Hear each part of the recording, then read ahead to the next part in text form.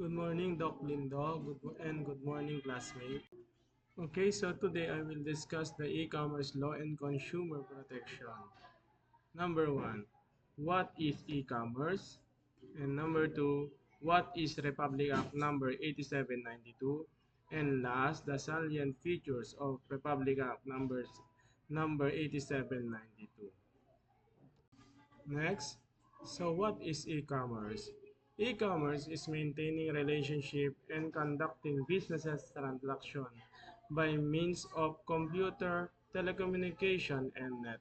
Although e-commerce usually refers only the trading of goods and services over the internet, broader economic activity is included.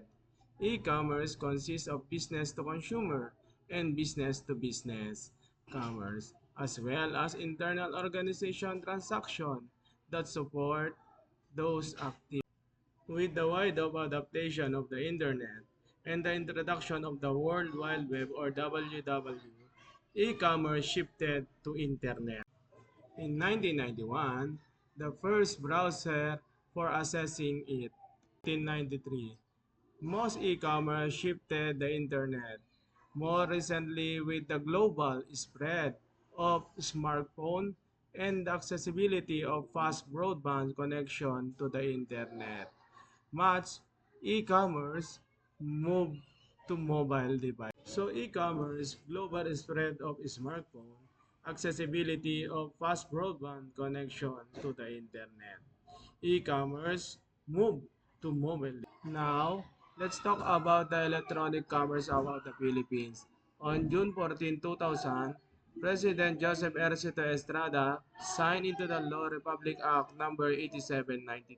Republic Act number 8792 to facilitate dealing and information storage through the utilization of electronic technology to recognize the authenticity and reliability of the. It is a landmark legislation in the history of the Philippines. In the Philippines, internet community has played a major role in pushing for its part. The act aims to facilitate domestic and international dealing, transaction, arrangement, agreement, contract, and exchange and storage information through the utilization of electronic, optical, and familiar medium, mode, instrumentality, and technology to recognize the authenticity and reliability of electronic document related to such as activity and promote universal use of electronic transaction in the government and general public. So here are the salient features of Republic Act 8790. Number 1.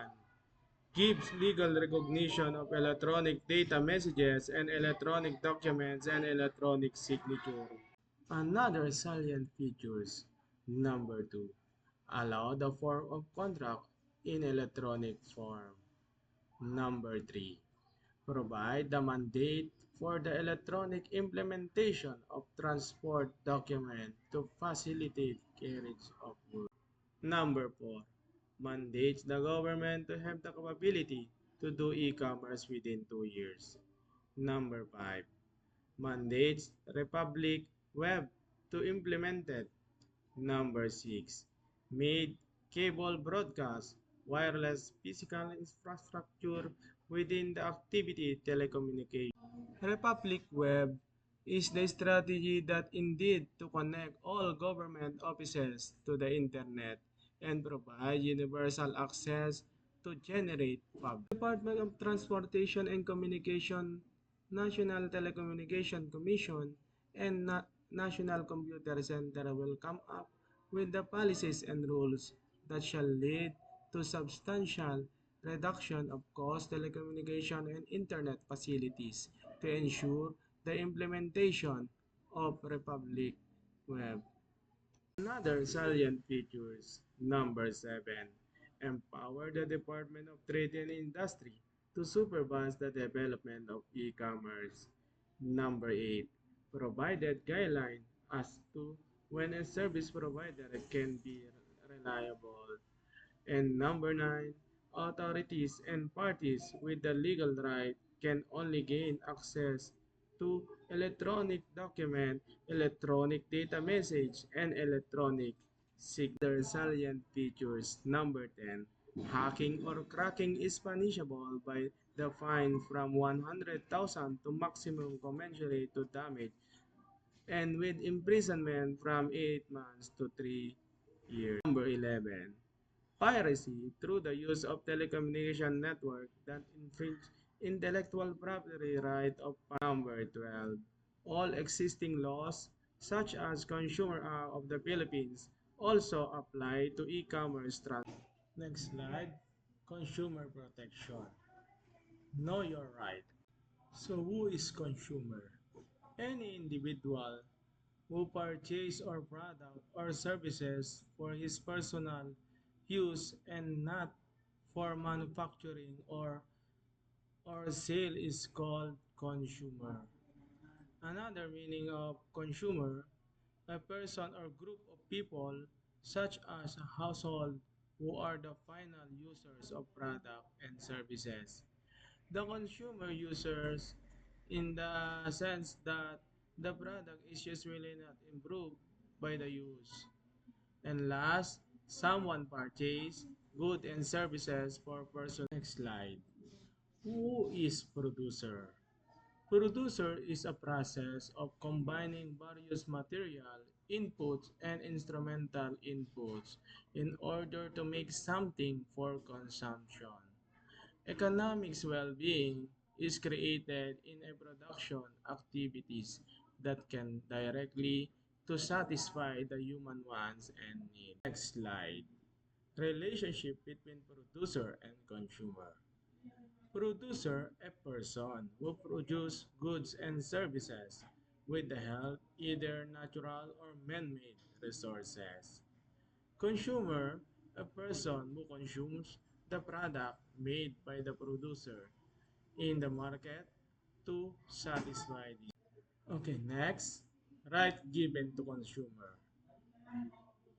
Right to be protected, right to inform, right to be heard, and right to assured, right to seek addressal, and last, right consumer. Next slide. Right to safety. Right to safety to see how the right safety actually protect you in court. The best explanation comes from the real historic legal battle. Many people have heard of the McDonald hot coffee case, but the public often think it was a frivolous lawsuit about someone spilling a drink on them. Right to inform. The right to inform is the second pillar of consumer protection.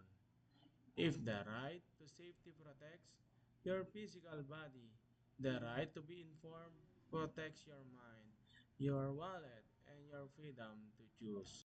Another right, right to choose. Right to choose is the third fundamental pillar of consumer protection. It ensures that you have access to a competitive marketplace filled with a variety of products and services, all offered at fair market-driven prices.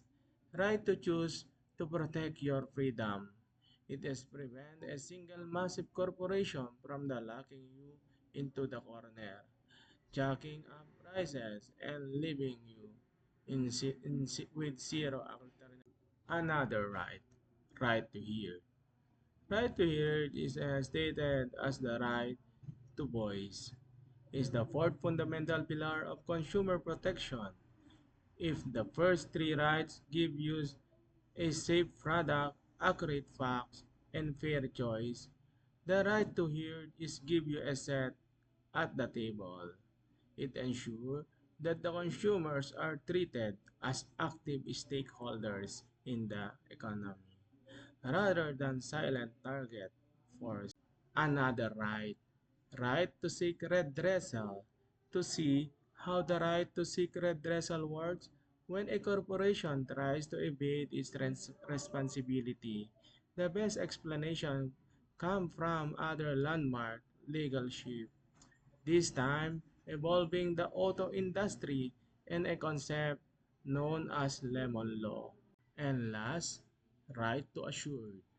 Right to be assured is the legal guarantee that your voice will be heard and your choices will be structurally protected by the state. Assurance is the binding legal language that gives the right to choose and the right to be heard their teeth. So here are the references of this lesson. Thank you and God bless. Thank you, Doc Lindo.